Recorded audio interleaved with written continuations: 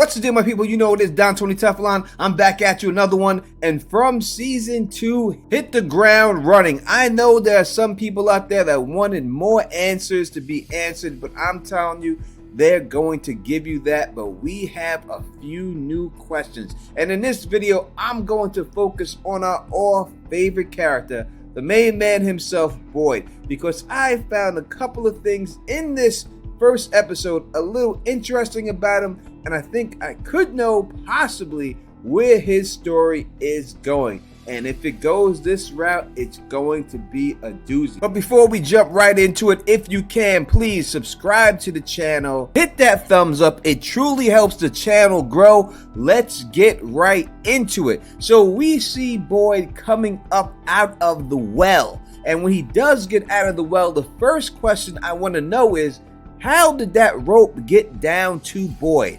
We see the man that's up there and he's clearly chained up against the wall. I cannot see any physical way that this guy could have sent that rope down to him, but the rope did get down to Boyd. So the only thing I could think about is either two things. Number one, this guy has some type of telekinesis powers. But if he had that power, then how come he couldn't use that power to choke himself, to kill himself? Because that's the deal he made with Boyd. He agreed to help him get out of this well if Boyd would kill him when he got up there. That's what he wants to do. So if he did have telekinesis power, why didn't he just use that rope himself, wrap it around his own neck, and cut off his breathing and kill himself? Why didn't he use it to get the handcuffs off him? So that makes me think that most likely he does not have any telekinetic powers. But if that's the case, then how did that rope get down to Boyd? And that leads me to number 2.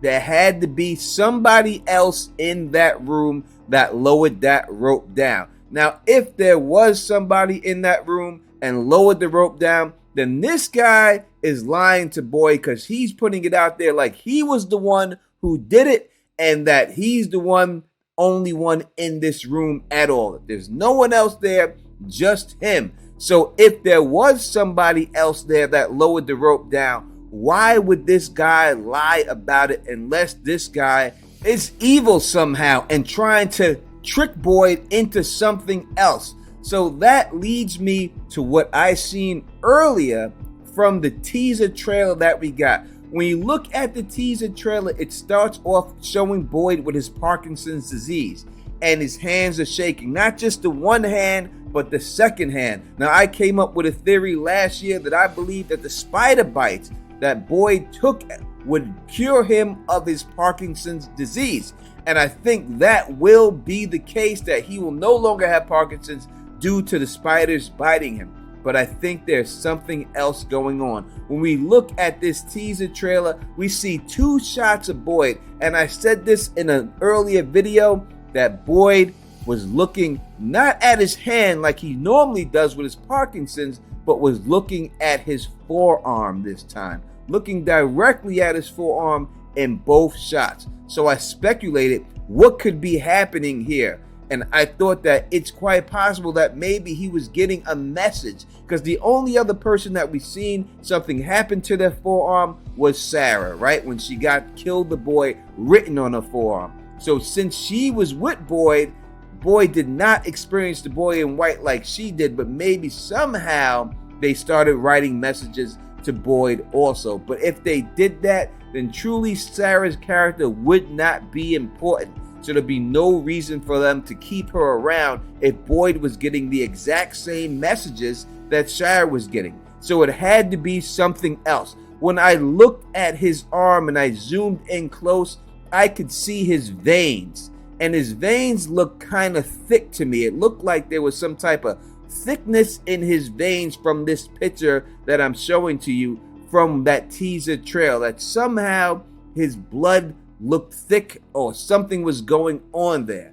And then the start of the season happened. And what did we see? We got a good shot of seeing these monsters in their regular form. These monsters when they're sleeping, when Tabitha is down there with Victor. And what do we see when we look at these monsters? Well, you can look at their arms right here in this picture, and their legs and throughout their body. And what is prominent, that is their veins. Their veins are very thick. Their blood looks like it's thick, and it quite possibly could have been an experiment with some type of blood transfusion that ultimately changed these people into the monster that we see today. Because remember what Jasmine told Pornstash before she killed him. Knowing I'll see you but never get to feel you. Knowing you're afraid of me. That you're disgusted by me. No. You always tell me how lonely you are in there. You have no idea how lonely it is out here. It wasn't my choice to be this way. This cheerleader monster does have a J on her chest. Is this Jasmine in her real form? Maybe not, but anyway. She didn't ask to be like this, right? Now that could have been taken as she was just trying to con him because she wanted to get inside of the place. She wanted to get in there. And it's quite possible that she was telling the truth and conning him at the same time. But the fact that she said that she didn't ask to be like this, to me means that she was turned into this. She was forced into this life. And if that's the case, then it could be a blood transfusion of some type that led to these creatures becoming this way. If you're a Game of Thrones fan, you've seen it in Game of Thrones when you had the mountain get reborn, and Qyburn did it through a blood transfusion, which turned the mountain into a monster. And it could be the exact same thing going on here. It could be an experiment on human beings and them switching their blood, and this blood inside of them now turning these people into the monsters that we see come out during the night. So what does this have ultimately to do with Boyd? When we look at Boyd's forearm, once again, it looks like his veins are thicker than normal. And if that is the case, then there could be a chance that Boyd is going to turn into one of these monsters. Now, I don't know how long it takes one of these monsters to get to this form, till the arms actually look like this, but it could be the beginning stages of Boyd, and that is why it doesn't look exactly the same way. Also, Boyd is of darker skin complexion than all these creatures that we've seen, so maybe it doesn't show up the way it shows up on the lighter skinned creatures that we've seen so far when they're in their true form and everything else. So that could be it. So how does this ultimately happen to Boyd? Well, there's two people in that room. One guy chained up and Boyd with the gun. Is it possible that this guy was conning Boyd all along? Maybe he's not really chained up. It all could be a glamour. And at some point, maybe he attacks Boyd.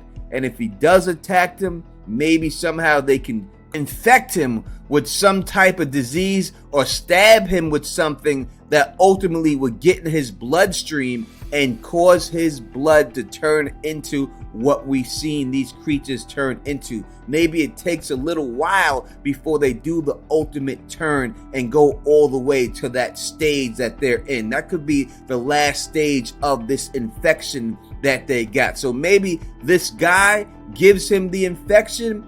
This guy, when I look at him and we see him, he has the same exact claws that we see on the monsters.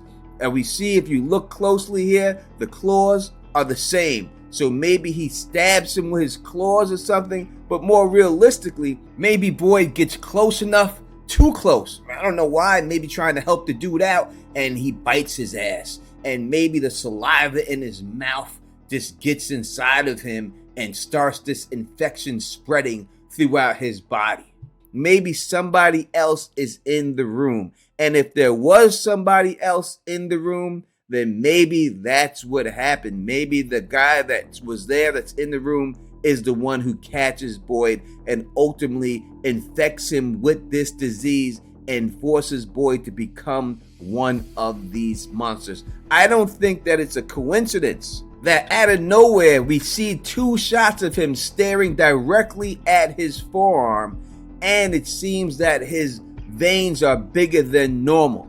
I don't think that they did put that there just to put that there. I think there's something definitely going on here with this situation, and the only thing I can come up with is that this happens to him with this guy that he's with, because when we see the pictures that he's wearing, it's still in the same outfit that he has on when he was with the guy being locked up. So this does not happen to him in the future. It must happen to him soon when he sees this guy. But I want to know what you think in the comment section. Will the spiders, number 1, cure Boyd of the Parkinson's disease? Number 2, will Boyd somehow get infected, and that is how his blood becomes this thick like the monsters? And number 3, will Boyd then become a monster himself, or be infected and somehow have to find a cure to save Boyd's life? You tell me that in the comment section. I want to hear from you. And every Sunday at 10, I do, with my boy Fill the Issues Guy, a podcast live stream called Escaping From. And every week we will have a person from the cast on the show to help break us down the episode that just passed. We had a great time last time with Elizabeth Saunders, who plays Donna. Amazing woman. Can't wait to see you there this week, 10 Eastern time. And I will put up in my next video who the person that's going to be that's joining us. And if you like the way I do this, please thumbs up this video, spread this across the realm, and of course, subscribe. And until next time, you know who it is. Peace and stay sexy.